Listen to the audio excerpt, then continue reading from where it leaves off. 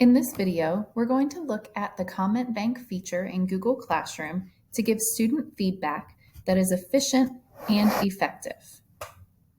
Right here, we are looking at a student's writing, and you can see that I, as the teacher, have already left some feedback for the student directly in their Google Classroom assignment. So this is right within their doc and prior to me returning their work to them.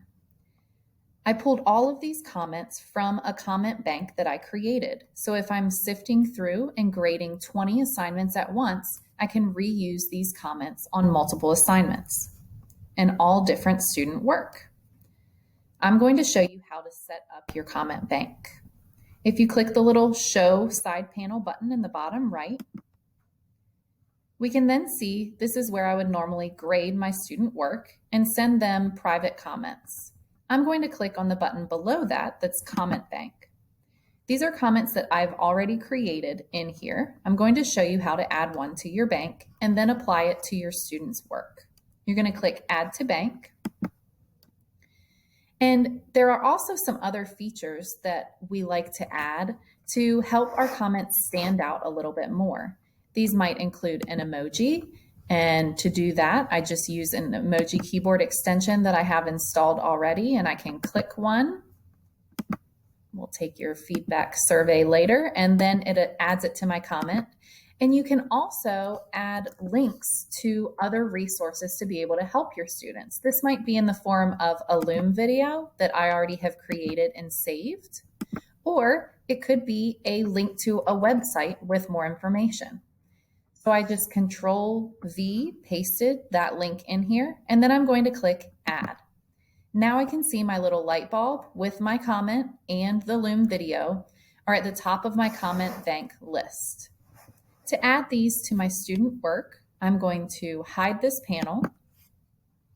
And all you have to do is highlight a sentence or a word or an entire paragraph to add a comment. So I'll just give my feedback on this first word. You'll click the comment button here or up in the toolbar to add a comment. And then to pull from your comment bank, you're going to hold Shift and press the number 3 for the pound sign. And then it shows all of my comment bank. So I can quickly click on my comment and then hit the comment button. If you have added a resource that is a link, it will appear like an actual link for the students to be able to click on. And one more thing that you could do in your comments is bold or italicize text that you have added. To do this, I'm just going to go in here in the 3 dots and edit this comment. To bold something, you will click before and after the word or phrase and add an asterisk. So I'm going to click before and after the word more and hit save. And now my word more is bolded. I'm going to go back into my edit settings. And if you replace where these asterisks are with an underscore, then it will italicize the word.